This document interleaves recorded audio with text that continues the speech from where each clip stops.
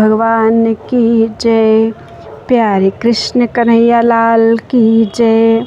श्री वेदांत दर्शन द्वितीय अध्याय चल रहा है और द्वितीय पाद चल रहा है और 35 ब्रह्मसूत्र कल हुए थे। आज 36वें ब्रह्मसूत्र से संबंध। जीवात्मा को शरीर के बराबर माप वाला मानना सर्वथा असंगत है। इस बात को प्रकारांतर से सिद्ध करते हैं। 36वां ब्रह्मसूत्र अंत्यावस्थिते चोभय नित्यत्वाद विशेषः। चा मीन्स और अंत्यावस्थिते मीन्स अंतिम, अर्थात मोक्षावस्था में जो जीव का परिमाण है उसकी नित्य स्थिति स्वीकार की गई है। इसलिए उभय नित्यत्वात् मीन्स आदि और मध्य अवस्था में जो उसका परिमाण रहा है उसको भी नित्य मानना हो जाता है। अतः अविशेषः मीन्स कोई विशेषता नहीं रह जाती है। सब शरीरों में उसका एक समाप सिद्ध हो जाता है। व्याख्या। जैन सिद्धांत में यह स्वीकार किया गया है कि मोक्षावस्था में जो जीव का परिमाण है उसकी नित्य स्थिति है, वह घटता बढ़ता नहीं है। इस कारण आदि और मध्य की अवस्था में भी जो उसका परिमाण है उसको भी उसी प्रकार नित्य मानना हो जाता है, क्योंकि पहले का माप अनित्य मान लेने पर अंतिम माप को भी नित्य नहीं माना जा सकता। जो नित्य है वह सदा से ही एक सा रहता है, बीच में घटता बढ़ता नहीं है। इसलिए पहले या बीच की अवस्थाओं में जितने शरीर उसे प्राप्त होते हैं उन सब में उसका छोटा या बड़ा एक सा ही होना माप मानना पड़ेगा। किसी प्रकार की विशेषता का मानना युक्ति संगत नहीं होगा।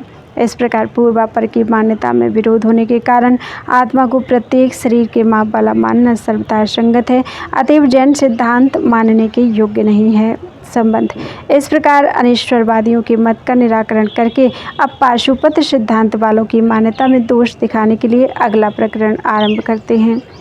पत्युर्सामंजस्यात् 37वां ब्रह्मसूत्र। पत्यु मीन्स पशुपति का मत भी आदरणीय नहीं है। असामंजस्यात् मीन्स क्योंकि वह युक्ति विरुद्ध है। व्याख्या। पशुपति मत को मानने वाले की कल्पना बड़ी विचित्र है। इनके मत में तत्वों की कल्पना वेद विरुद्ध है तथा मुक्ति के साधन भी ये लोग वेद विरुद्ध ही मानते हैं। उनका कथन है कि कंठी, रुचिका, कुंडल, जटा, भस्म और यज्ञोपवीत ये 6 मुद्राएं हैं। इनके द्वारा जो अपने शरीर को मुद्रित अर्थात चिन्हित कर लेता है वह इस संसार में पुनः जन्म नहीं धारण करता। हाथ में रुद्राक्ष का कंकण पहनना, मस्तक पर जटा धारण करना, मुर्दे की खोपड़ी लिए रहना तथा शरीर में भस्म लगाना, इन सब से मुक्ति मिलती है इत्यादि प्रकार से वे चिन्ह धारण करने मात्र से ही मोक्ष होना मानते हैं। इसके सिवा वे महेश्वर को केवल निमित्त कारण तथा प्रधान को उपादान कारण मानते हैं। ये सब बातें युक्ति संगत नहीं हैं, इसलिए यह मत मानने योग्य नहीं है। संबंध। जब पाशुपतों के दार्शनिक मत निमित्त कारण बात का खंडन करते हैं। अब संबंधानुपत्तेश्च 38वां ब्रह्मसूत्र। संबंधानुपपत्तेः मीन्स संबंध की सिद्धि ना होने से। चा मीन्स भी यह मान्यता असंगत है। व्याख्या। पाशुपतों की मान्यता के अनुसार यदि ईश्वर को केवल निमित्त कारण माना जाए तो उपादान कारण के साथ उसका किस प्रकार संबंध होगा, यह बताना आवश्यक है। लोक में यह देखा जाता है कि शरीरधारी निमित्त कारण कुंभकार आदि घट आदि कार्य के लिए मृत्तिका आसन साधनों के साथ अपना संयोग संबंध स्थापित करते हैं, किंतु ईश्वर शरीर आदि से रहित निराकार है, अतः उसका प्रधान आदि के साथ संयोग रूप संबंध नहीं हो सकता। अतएव उसके द्वारा सृष्टि रचना भी नहीं हो सकेगी। जो लोग वेद को प्रमाण मानते हैं उनको तो सब बातें युक्ति से सिद्ध करने की आवश्यकता नहीं पड़ती, क्योंकि वे परब्रह्म परमेश्वर को वेद के कथनानुसार सर्वशक्तिमान मानते हैं। अतः वह शक्तिशाली परमेश्वर रूप स्वयं ही निमित्त और उपादान कारण हो सकता है। वेदों के प्रति जिनकी निष्ठा है उनके लिए युक्ति का कोई मूल्य नहीं।